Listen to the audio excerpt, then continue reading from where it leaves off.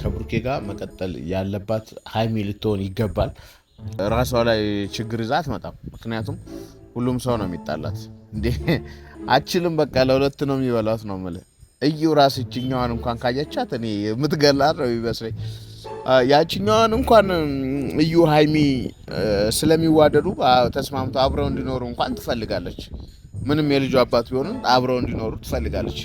ሰላም ሰላም ቤተሰቦች እንዴት ናችሁ? ደህና ናችሁ? እኔ ያለው እግዚአብሔር ይመስገን ደህና ናችሁ አለው። ቤተሰብ እንግዲህ አሁን ዛሬ የመጣሁበት ዓላማ ዋና የእዩ ጉዳይ አይደለም። ምክንያቱም በጣም አስገራሚ ቡርኬ ግን በጣም እያሳቀኝ ነው። ምን ለማለት እንደፈለግኩኝ እንግዲህ ቪዲዮን አይታችኋል። እንዲህም ይቻላል እንዴ ይመስለኛል።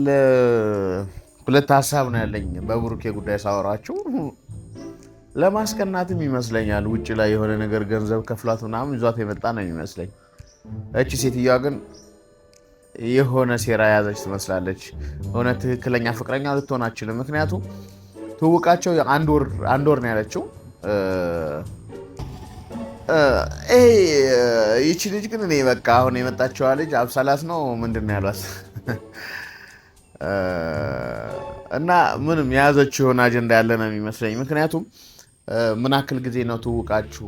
አንድ ወር። በአንድ ወር ውስጥ እኮ እሱ ውጥረት ላይ ነበረ በጣም እዚህ ሌላ ችግር እየተፈጠረ ስለነበረ አይደለም እሷን አግኝቶ ሊያወራ ይቅርና ምንም ጊዜ አልነበረውም። ስለዚህ ይመስለኛል ውጪ አውርቶ ተስማምቶ እንደዚህ እናድርግ ብሎ ወይ ተከፍሏት ምናምን ነው የመጣችው የሚመስለኝ እኔ በራሴ እይታ። ምክንያቱም ይሄንን ነገር እርግጠኛ ሆኜ ነው የምነግራችሁ። ምክንያቱም እሱ ከሀይሚ ጋር ከተለያየ ሊሆን የሚችለው ከኢየሩስ ጋር ብቻ ነው።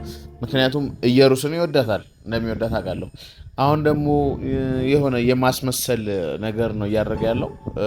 እያስመሰለ እንደሆነ ያስታውቃል። በምን አወቅኩ መሰላችሁ? እሷም ያለማቅማማት የሚቀርብላት ሀሳብ ከአንዳንድ ነው የምትስማማው። ከአንዳንድ ስትስማማ የሚቀርብላት ሀሳብ ትክክል እንዳልሆነ ያስታውቃል ማለት ነው።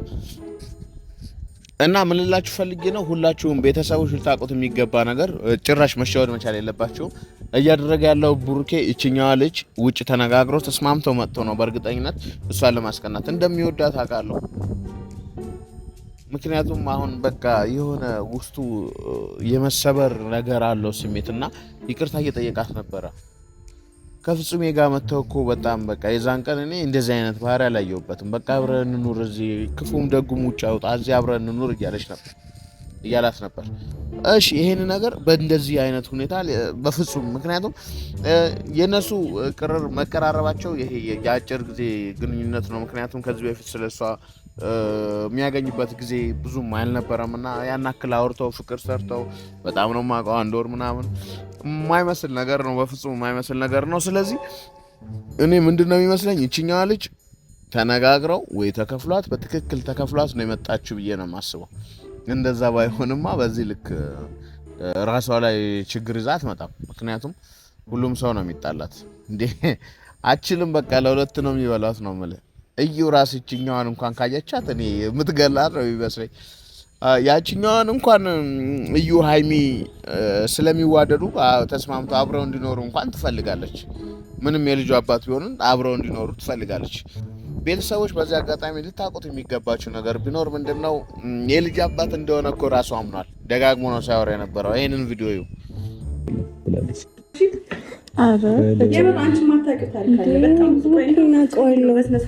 የምን ታሪክ አስረግዣለሁ? ነግሬሻ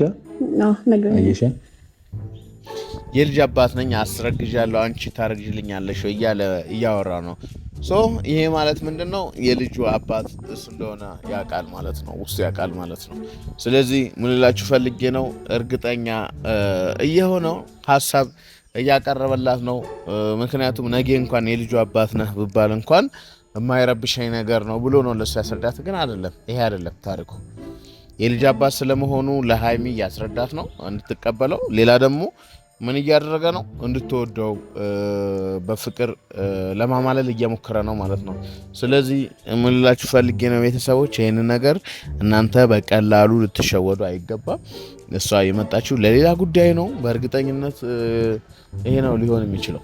ስለዚህ ቤተሰቦች ሁላችሁ ማሰብ ያለባችሁ ነገር እዩ ላይ ዝም ብሎ ወይም እኔ ላይ ዝም ብላችሁ ከምትፈርዱ ይልቅ የብሩኬን ጉዳይ እንደዚህ ከግምት ውስጥ በማስገባት የሚያደርገውን ነገር በማየት እያደረገ ያለውን ነገር በማስተዋል ከእንደዚህ አይነት ነገሮች መራቅ ወይም ደግሞ እንደዚህ አይነት ሀሳብ ማራቅ ትችላላችሁ ማለት ነው። ምክንያቱም እሱ እያደረገ ያለው ነገር ጤነኛ ነገር አይደለም፣ እየሆነ ያለው ነገር ጤነኛ ነገር አይደለም። ከሀይሚ ጋር መስማማት ካልቻሉ ከዩ ጋር ነው መኖር ያለባቸው ብዬ ነው የማስበው። ጭራሽ ሶስተኛ ሰው ምናምን እኛም አንፈልግም። ይቺ ልጅ ብታርፍ ይሻላል። የምትቀርቧ ሰዎች ካላችሁ ማስጠንቀቂያም ጭምር ልትነግሯት ይገባታል ማለት ነው። ምክንያቱም እዚህ ሰዓት ውስጥ ገብታ ምንም ሰላም ልትሆን አችልም። ስለዚህ እኔ የምነግራችሁ ነገር ምንድን ነው፣ ከሀይሚ ጋር መሆን ካልቻለ ከዩ ጋር ብቻ ነው መሆን ያለበት፣ ብቻና ብቻ ነው መሆን ያለበት። በፍጹም መሸወድ እንደሌለባችሁና ከብሩኬ ጋር መቀጠል ያለባት ሀይሚ ልትሆን ይገባል።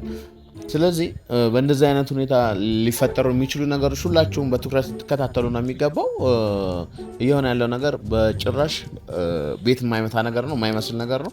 የአንድ ወር ግንኙነት ምን ሊያደርግ አይችልም፣ እንደዚህ አይነት ስር የሰደደ ሊሆን አይችልም። ስትለጣጠፍ በጣም በቃ እውነት የማይመስል ነገር ነው። ስለዚህ አይነት ሁኔታ እኛ ልንሸወድ አንችልም። ልንሸወድ የምንችለው ምክንያት የለም። በሀይሚ ጉዳይ ሁላችንም ይሰማናል። ከሀይሚ ጋር ካልሆነ ኦልሬዲ መሆን ያለበት ከዩ ጋር ነው። የልጁ አባት እንደሆነ እንግዲህ ያመነ ነው የሚመስለው። ይሄንን ቪዲዮ የምሰራላችሁ ምንድን ነው፣ እኔ ማታ በትክክል ስለገባኝ ቪዲዮውን ሳየው እየሸወደ እንደሆነ ትክክል ነው የገባኝ። ምክንያቱም በዚህ ሰዓት ሌላ ሴት በፍጹም ሲጀመር ልጁ ያንን በቃ ሌላ ቺክ የሚጠብስበት አእምሮ የለውም፣ ተወጥሯል። ከሀይሚ ጋር መለያየት አይፈልግም። ብዙም ቃል ገብቶላት ነው የመጣው። ማሰብ ያለባችሁ ለእናቱ ቃል ገብቶላት ነው የመጣው። በእንደዚህ አይነት ሁኔታ ለጭራሽ ሌላ ሴት አስገብቶ እሱ ህይወቱን ሊመራ አይችልም። በአንዴ ደግሞ እውነት የማይመስል ነገር ስለ ትዳር ስለ መውለድ ነው እያወራ ያለው፣ ስለምናምን አይደለም። ትክክለኛ ሪሌሽንሽፕ በእንደዚህ አይነት መሰረት ሊመሰረት አይችልም። ስለዚህ ቤተሰቦች በዚህ ልክ ልትሸወዱ አይገባም ማለት ነው። እሱ እቃ የሚጫወትበት ማን ስለሆነ ነው፣ ማንም ሰው ላይፈቅድለት ነው የሚችለው። ስለዚህ በዚህ ልክ ልትሸወዱ አይገባም ማለት ነው። ይሄን ነው የምላችሁ። ጊዜያችሁ የተባረከ የተቀደሰ ይሆንላችሁ። መልካም ጊዜ ይሆንላችሁ።